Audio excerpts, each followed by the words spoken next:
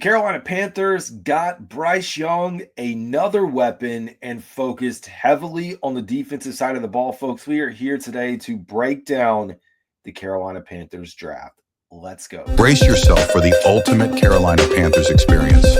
Welcome to Two Growls, One Roar, the podcast that hits harder than a Luke Kuechly tackle. We're diving deep into the heart of Panther Nation, bringing you unrivaled passion, insider takes, and pure gridiron fire. From Wilmington to the cosmos, this is your home for the fiercest football talk east or west of Charlotte. Welcome into another edition of the Two Growls, One Roar podcast, folks. Happy draft season as the NFL draft is almost complete as I record this. It will likely be complete or almost completed for you once you tune into this. But welcome into another episode. We are here today to take a look at the Carolina Panthers draft. And I got to tell you, if you're a fan of the Carolina Panthers, you should feel really good about what the Panthers did. I've been tweeting out along this process, and hopefully you guys are tuned into it, analyzing all the changes that have happened. We know defense, there's been a lot of investment through free agency. You extended J.C. Horn, you brought back Mike Jackson, and then you go out and you draft a bunch of additional players to add more depth and more competition. On the offensive side of the ball, you give Bryce Young another weapon with Tetairoa McMillan. And now Trevor Etienne. And we're going to talk about why the Panthers drafted a running back for those that may be like, wait a second, they have Jonathan Brooks, they have Raheem Blackshear, Rico Dowdle, Chuba Hubbard. Why did they go out and get another back? We're going to talk about it and talk about how that competition could affect everything. So the way we're going to do this, we're going to go out to ESPN.com. We're going to take a look at all the draft picks for you guys. So if you are in here watching the video on Spotify or YouTube, we'll go through each one of the picks. We're going to hop over and take a look at the depth chart as well, something that I have been working on. It's not going to be perfect, but that's okay. Let us get this show on the road. So up to this point, you think about the needs for the Carolina Panthers coming into this draft. Panthers absolutely had to address outside linebacker and edge. Now, they didn't do it on day one, and a lot of folks got worried, but they made sure to go to work on day two. Picking up Nic Scourton, who some believe is first-round talent. This dude has lost about 20 pounds. He is an athletic freak, and I'm excited to have him here. But they go out and they get two edge players. The competition, when we start looking at this room for outside linebacker edge, it's going to be fun, folks. But they kick off the draft and shock quite a few people, like quite a few. And I actually have to see this as we go back here. I am looking at this live, folks, so I have to see if Shedeur Sanders? Yes, Shedeur Sanders finally drafted by the Cleveland Browns. And you take him that late, it makes sense. Wow. Anyways, this isn't live, so it doesn't mean much to you. You guys are going to be like, oh, I already know that's news. Oh, well. Just part of me recording this. But let's get back into it. Panthers, speaking of shocking, shock a lot of folks with the first pick because all along we heard all this talk about Jalen Walker. Now, you have to remember, the Jalen Walker conversation is forced. It's not like they're just opening up. If a team is asked about a player, they're going to respond. And, of course, they're going to say positive things more than likely. They're not going to ever run a player's name through the mud. Panthers have an opportunity to take Jalen Walker. They pass. It seems like, and we talked about this, the Carolina Panthers were likely looking at Mason Graham because you heard Dave Canales and Dan Morgan reference watching Mason Graham go, just understanding like if their guy was going to fall. And their guy is Tetairoa McMillan. No, it's not Tet. Goes by T-Mac. I think Nola's the other name. He's got quite a few names on there. But Panthers get arguably the best wide receiver in this draft class. And you talk about a guy who is 6'4", that can go up the jump ball. He's got an athletic background, volleyball. You go back and watch his tape. I know there's some downside to him, and I don't want you to fear everything that you've heard about this kid. Todd McShay tried to say he was like the 50th overall prospect, but most boards had him as the number 1 wide receiver. And we'll look at how this plays out into the Carolina Panthers depth chart, how he's going to fit into the wide receiver room and the implications there. But it's no doubt that doing this one is going to free up Xavier Legette.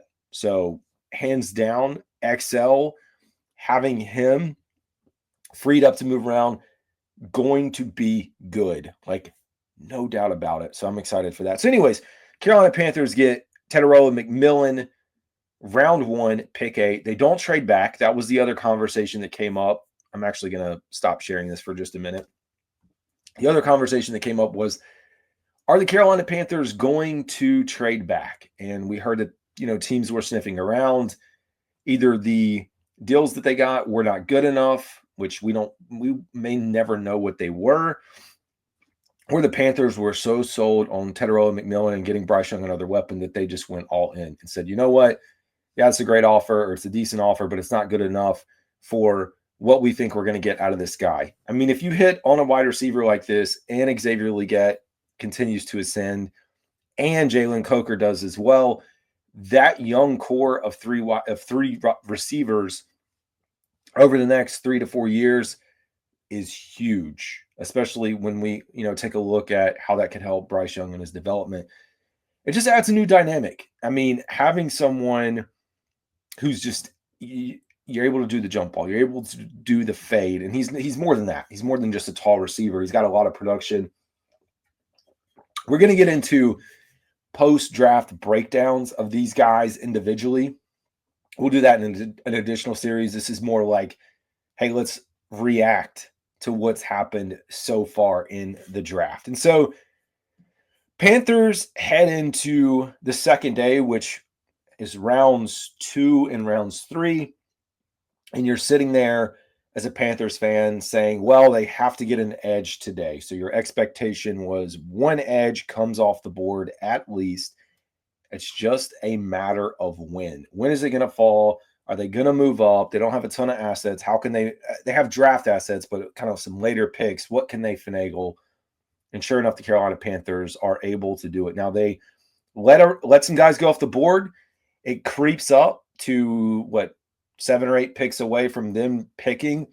And finally, they move up to pick 51 and go out and get Nic Scourton. Again, this guy, you can read the quick summary here. 6'3", he is down to 257. He was playing at 280-ish. Dude is fantastic, man. He honestly has round 1 potential. Like, he could have been taken in the first round. The pressure he's going to apply, hopefully, to quarterbacks and other teams, but also to this room is big. I cannot wait to see him. The round 1 speculation surrounding the Panthers was that a pass rusher was a must add. But of course, they went with wide receiver Tetairoa McMillan. It was just too tempting. Now they get a versatile defender who had 10 sacks in 23 before moving to a containment role at Texas A&M. We've heard a lot about that at A&M. Scourton has played at both 280 and 257, making him a potential 3-4 defensive end or a strong side outside linebacker. But his pass rush ability fits Carolina's biggest need. Yes, being able to get to the quarterback. He's slimmed down. He's hopefully going to be able to play that outside edge position, outside linebacker. That room is crowded, folks. But it's a fantastic addition for the Panthers. You address what you need. Go out and get your guy. Don't wait around. Make sure that you get who you want to get. So then, moving on to the third round, Carolina Panthers have another pass rusher. And I mean, honestly, second round potential, possibly. This guy's really good, though. Princely Umanmielen, out of Ole Miss, 6'4", 244 pounds. So the Panthers said, you know what? We are not satisfied with adding 1. We're not satisfied with just adding Patrick Jones. We want more. We want to bring the pressure. And when you have the defense that we had last year, there's no doubt that this was a top priority. The post-draft analysis of him says defense, defense, defense. That was the move for the Panthers in this draft. And they went with back-to-back edge rushers, taking Nic Scourton and Umanmielen. Umanmielen plays with balance as a pass rusher, run defender off the edge. He has the agility and body control to win in space. And if he's asked to play in stand-up role, Carolina will likely develop him into that role on first and second downs. Fans, the Panthers have struggled to find guys, or they kind of bounced around and they pick this guy here. I kid you not, my calendar over here, DJ Johnson, my Panthers calendar that you guys can't see, Jonathan Mingo off the board, no longer here, Jamie Robinson, Chandler Zavala, no knock on Chandler. Chandler's a good depth piece, but Panthers got him some football players this time around, and it feels different. I know a lot of people have wondered, are we going to see a difference with Dan Morgan as the GM in comparison to how we saw it with Scott Fitter? And I want to say yes. Like, we have up until this point seen a better version. So your first and second day for the Carolina Panthers, wide receiver for Bryce Young, playmaker. Hands down, this is going to help the offense. Day 2, pass rush and edge. Focus on getting to the quarterback, getting some guys that can rush, building on top of everything else that's on the defense, which we're going to look at in a minute. It is a breath of fresh air. So we move into the final day of the draft that's going underway now as we're finishing it. And you guys, we were looking at, they kick it off. Maybe a surprise to folks. Panthers take Trevor Etienne, the running back out of Georgia, listed at 5'9". I think he's closer to 5'8", 198 pounds. Not a bad pickup for the Panthers. And if you're wondering where he fits in, there's a few reasons. One, Dave Canales, in his ties to Seattle, they love to draft running backs. And they draft them late, which, last year was different with Brooks. Hopefully Brooks is going to come back. But where you sit right now is Chuba Hubbard. We know our running back one. Rico Dowdle, who's really here on a one-year contract. Maybe if things pan out, he's here for another year if it just works really well, or he goes to another team. You have Jonathan Brooks, who's going to miss this season, more than likely, most or all of it. I wouldn't expect him to come back. And Raheem Blackshear. So from a competition standpoint, you really have Dowdle and Chuba Hubbard as your two backs. Then you're going to have a competition now for RB3. So the Panthers are going to have a decision to decide, do we want to carry 4 backs with Raheem Blackshear and Trevor Etienne? Or do we want to let these guys compete? And then the good news is, you think about Raheem Blackshear, he was really in here for a return role. There may be a possibility that we see Trevor Etienne actually get on the field in comparison to Blackshear. It's not a knock on Blackshear. I think he's decent as a back. But I think the Panthers are still looking for a little bit more, and maybe that's what they're going to get out of Etienne. On top of that, Trevor Etienne, his freshman and sophomore year at Florida, has experience in the kick return game. So that's a nice addition as well. The pre-draft analysis on here, which we'll get into, said Etienne runs behind his pads and accelerates through the line as an inside runner. He makes late cuts between the tackles and makes defenders miss in space without losing much forward momentum. Etienne ran well at the combine as the threat to rip off long runs. We need that long run, home run hitter. When he gets a crease, he flashes as a route runner, which is good and is dangerous after the catch. He follows his blocks and explodes upfield. Maybe this is more of the role that Brooks could have been last year. I know he's definitely smaller, but we'll find out. So I don't know that's necessarily a surprise. I think we all knew when we talked about Ollie Gordon, we talked about running backs being a selection at some point. It came a little bit earlier maybe than you anticipated. Then safety position still has to be addressed. They go out and they get Lathan Ransom, safety out of Ohio State, listed at 6', 206 on ESPN. He is more of an in-the-box run stopper, similar to what we have already with Morig, but we'll figure it out. So Ransom reads the quarterback, tracks the ball, and times his hits well when playing the high safety. He is fast and strong enough to compete with tight ends in coverage, quick to the trigger, and take sound angles, breaking on passes. He's an aggressive run defender who shoots into the backfield and had 9 tackles for loss in 24. He fills gaps and meets backs in the hole. When he plays in the box, he's a big hitter and punches the ball out, and he forced 3 fumbles in 2024. We like that. So potential for special teams, of course, rotation at the safety position. You still need someone who's going to be able to play free safety. I don't know that Lathan is your guy. I don't know if the Panthers are all sold on Damani Richardson. There's always potential for them to, again, still consider one of the safeties that, of course, we talked to earlier this year. But nice addition, adding depth. We needed it. Panthers only had 3 safeties on the roster up until this point. Lost a lot of guys in free agency. And then most recently, and I'm going to make sure to keep the draft board updated as I record this, just in case a pick comes through while I'm on the, I say live stream, but while I'm recording this, I don't think it has. But we'll stay up to date just in case, because I tell you what, that it moves fast. I don't know if we'll get to it. Maybe we will get to the final pick, the next to final pick. We'll see. For me, that's 1, 2, 3, 4, 5, 6, 7, 8, 9, 10, 11, 12. It's about 13 or 14 picks away. It could be another 30 or 40 minutes. I don't think we're going to make this episode that long. However, up until this point, next pick off the board, defensive tackle Cam Jackson out of Florida. I was listening to his story, man. It was sad. I think they said his dad passed away when he was 2. Mother passed away a little bit later. I mean, just losing parents and having to deal with everything and persevering through that. Quite a story.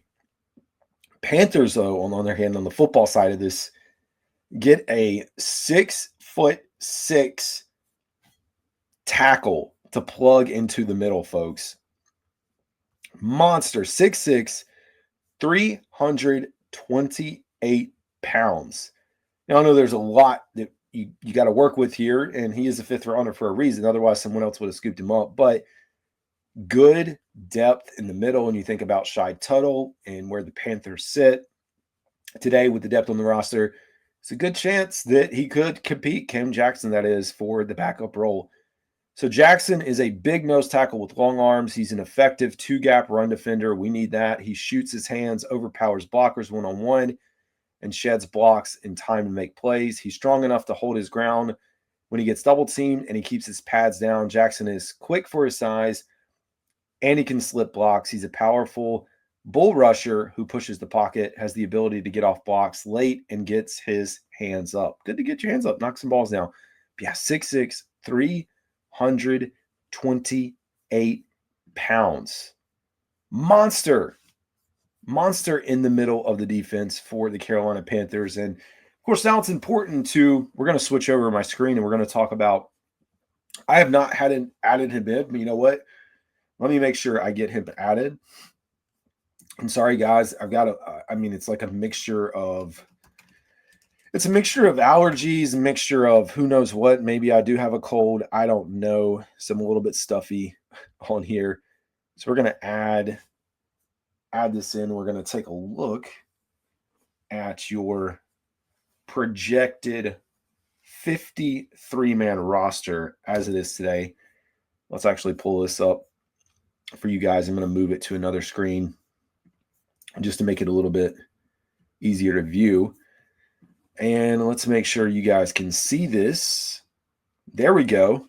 So we'll pull this up here, and we can break down the roster as it is today. So as I mentioned, I guess we'll start on the defensive side of the ball. I still think there's a need at the cornerback position and the safety position. We need some depth, but we'll take a look at the defensive backs right now. So your left cornerback is Mike Jackson.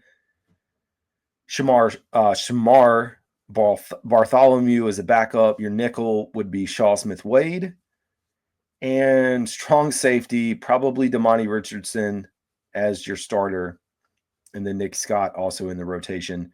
Free safety.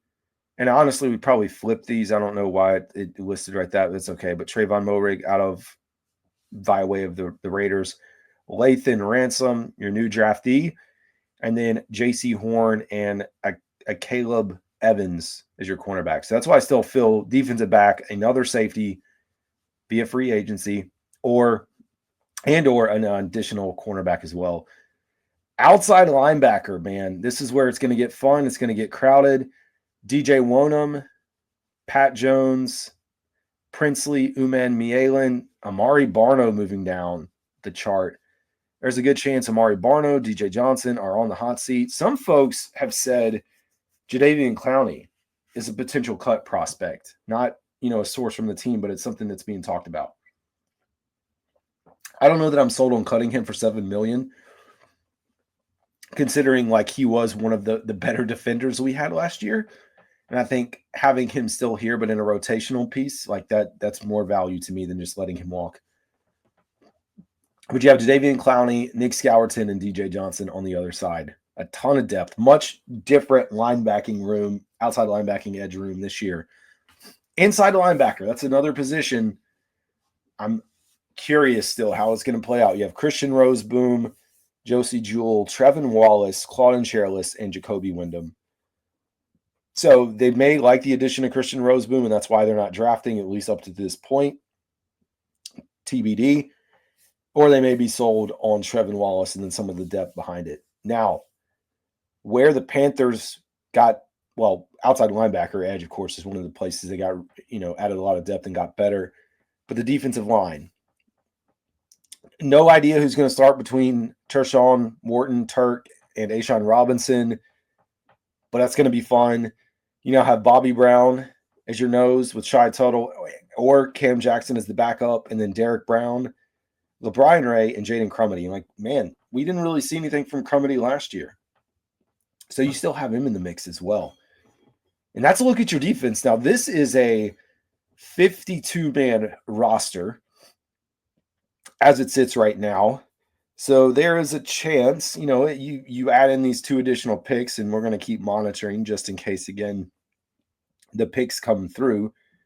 But we'll continue to watch this. Either way, there's going to be some additional guys. Yeah, we're not going to make it through, unfortunately, the video I'm recording now to the Panthers' next pick.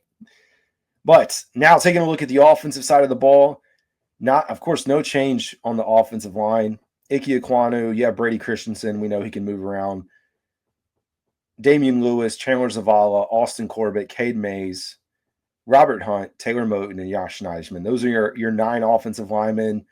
Maybe you throw in Rain. Maybe you throw in one of these other guys off the practice squad if you want 10. Your X wide receiver or left side, Tetairoa McMillan, is my projection. Your slot would be Adam Thielen, with Jalen Coker as a backup, and then your right side, Xavier Legette and David Moore. Now, I do think Jalen Coker could possibly move to the right side as well. I think they could move XL, possibly in the slot some or around. It just depends, and we know it's going to be a battle. Like, they're not just going to hand the number 1 spot over to Tetairoa. The backfield, as we mentioned, Chuba Hubbard, Rico Dowdle, Raheem Blackshear, and Trevor Etienne. So I again anticipate either they're going to carry 4 or there's going to be a competition for that third spot, as the Panthers may not carry 3. Your quarterback, no question, Bryce Young, Andy Dalton. And your tight end room, as of now, Tommy Trimble, Jatavian Sanders, and Jordan Matthews. We'll see if the Coastal Carolina basketball player can make the cut. I'm not expecting anything until we actually see him out there and see what he can do. But yeah, that is your new and improved Carolina Panthers. It feels like a really good draft for the Panthers. I'm going to see if we can try to pull this up. It may not work for us, but that's okay. Yeah, it's probably not going to work for you guys. But anyways, let's actually stop sharing and get this pulled back in so you guys can see me. Nice. Well, anyways, folks, that's going to do it for today's episode. Of course, we will be back with a full analysis of every player. There's a lot more to dive into. We're in a bit of a lull until May 14th, so we'll have plenty of time to break these guys down to talk about them. As always, this is Carolina Dad. Y'all have a good one.